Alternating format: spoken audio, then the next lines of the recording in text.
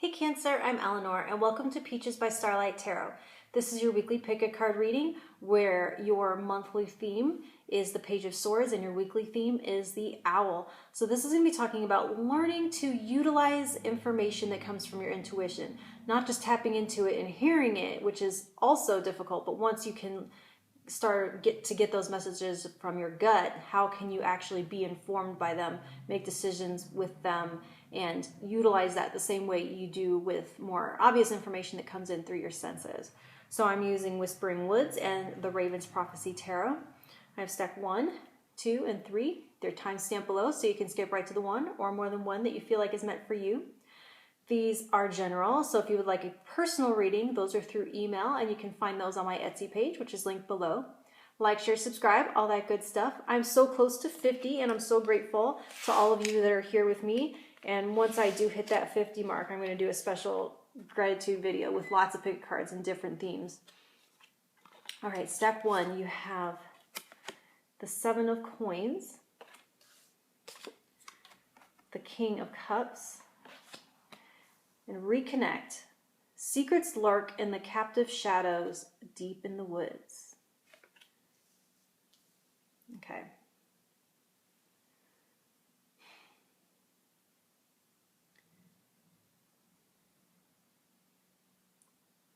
So normally I would equate the owl with the High Priestess. That's like the most obvious, but it can also show up as a manifestation of the Moon card, which really feels like what this Reconnect card is, kind of like it's about the moon. So the information is coming from your subconscious, where maybe with the High Priestess, it's more from source, from the divine, from the collective unconscious. This is talking about your subconscious, your shadow. So that's the part of you that tries to be heard when you dream, if that makes any sense. So if you can tune in and learn to use it and be a student of that, you can mature yourself into this stable, loving, mature King of Cups.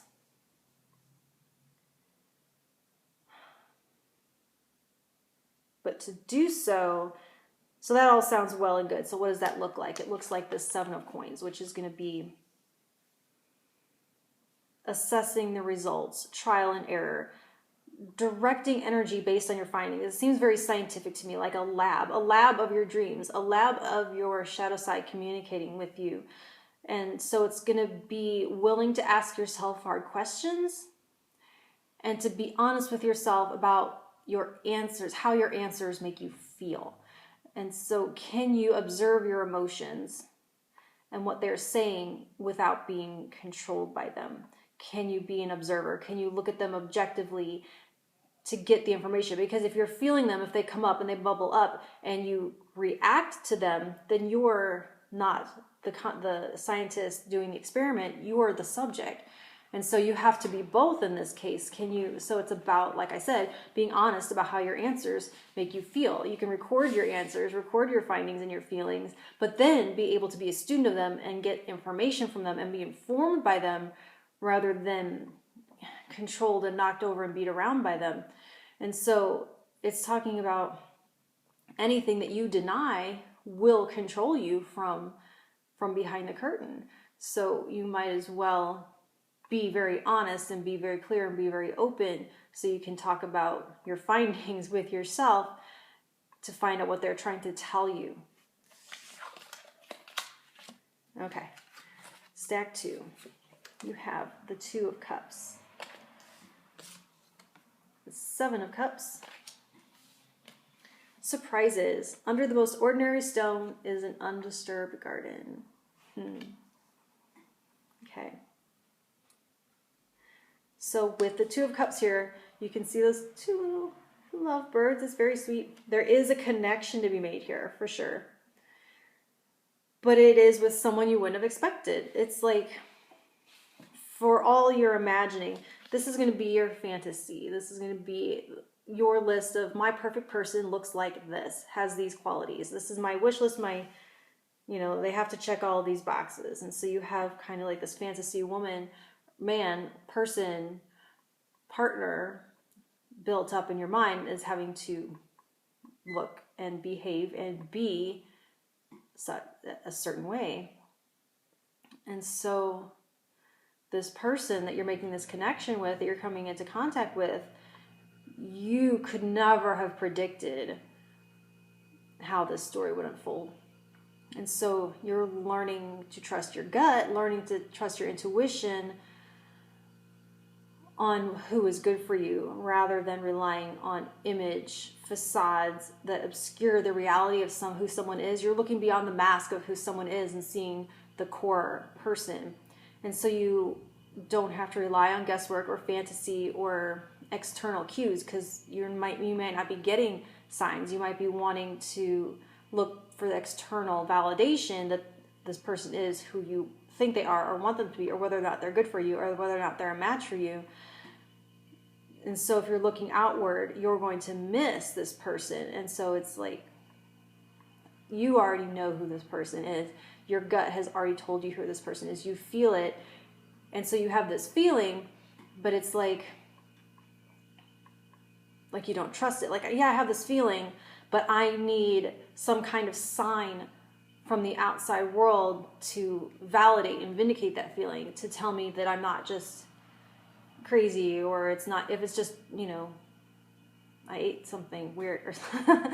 But it's not about that. It's not about having that feeling in your intuition or your gut co-signed by something from the outside world. It's about you trusting that it came from you, and that and that's in all the information that you need, that you can trust that. Stack 3, you have the 5 of Wands, the Star, kindness, take respite or respite, I don't know, by upon, and be kind to yourself and others.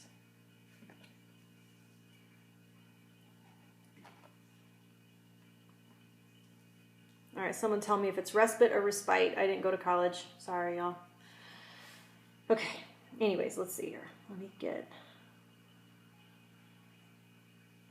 So with the 5 of Wands, okay, whatever it is that's blocking you from hearing your intuition is going to be an egoic conflict of some kind.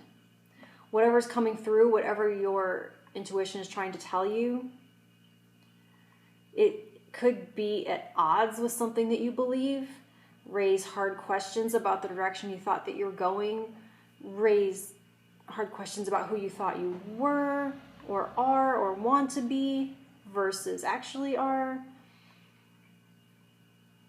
It's clashing in some way with your will or the will of another. So finding ways to discredit it, pretend you didn't hear it,